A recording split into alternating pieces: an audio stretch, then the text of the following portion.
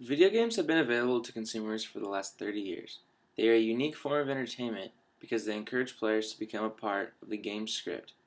Today's sophisticated video games require players to pay constant attention to the game, rather than passively watching a movie.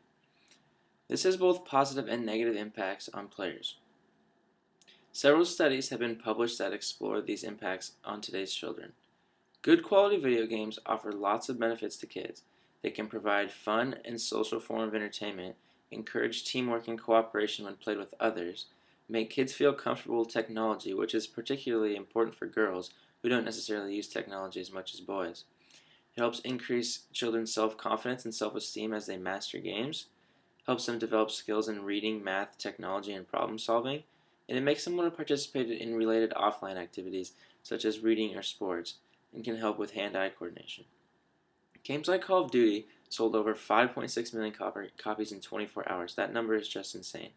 Video games obviously have a high demand and large impact on today's society, but do parents necessarily like the fact that kids want to play video games all the time? Parents want what's best for their children. They want them to grow up and become respectable, well-balanced, and educated adults. The government believes that the influence from violent video games are affecting children's potential to be the outstanding citizens that their parents hope for. The government's answer to this problem is for regulation of violent video games being bought in the United States. However, these games are not affecting all children. If these games cause children to be more violent or become angrier, then it is up to the parents to regulate their use of that particular game. These parents do not need the government to regulate practices that should be played out in their own home.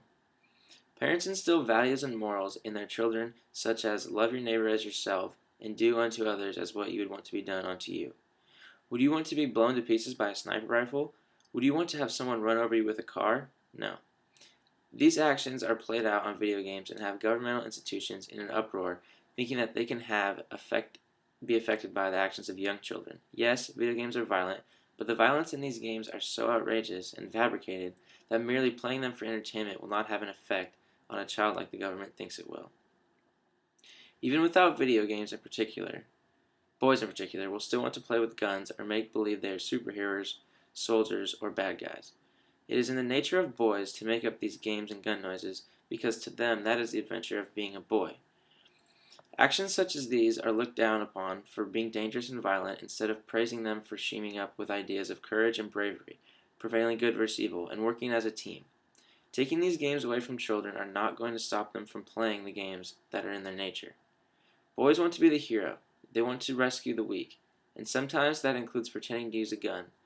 According to Peg Tyree, the author of The Trouble with Boys, boys get expelled from preschool at 4 times the rate of girls. She writes, they are prescribed the lion's share of ADHD medication. They get most of the C's and D's in middle school, and they drop out of high school more than girls. Currently, only 43% of undergraduates in the United States are men. Tyree suggests that the reason why boys are falling in these areas are because they are being robbed of what causes them to develop in their own way. Taking away video games will cause them to be put back into the bubble where society wants them so we can all be protected from their violent potential. The reason why there is such a paranoia towards the effect of video games is because of the plethora of school shootings by students in the last 15 years. The media's coverage on these events shook the nation and caused parents, school faculty, and government officials to think that this was going to happen in their area. These events, claimed Tyree, morphed into a zero-tolerance policy towards aggression. That sounds good in theory, but it sometimes means things like running and playing tag on the playground are discouraged. The violence that boys these days display at a young age almost always stops at a young age as well. If boys continue to become violent or potentially angrier because of the games they are playing in their homes, it is up to the parents to regulate or discipline as necessary. Even if the government regulates the distribution to video games to minors, it is not strongly enforced. The Federal Trade Commission did a study and found that 70% of purchases of mature-rated video games, only to be sold to teens 17 and older, were purchased by kids in the early teens. Because this government regulation is not working, it is left up to parents to regulate their own homes, as it should have always been. It is understandable that the government just wants what is best for the youth of the United States. The earth-shattering events of Columbine, Thurston High School, and Virginia Tech will always be remembered as tragic moments in history. The teenagers behind these shootings were clearly troubled and had other issues. It was not solely based on or inspired by violent video games that they might have been playing. The government has every right to be concerned with this issue, but complete regulation of these games borders censorship. There are movies, books, and magazines with the same, if not more, violence in them.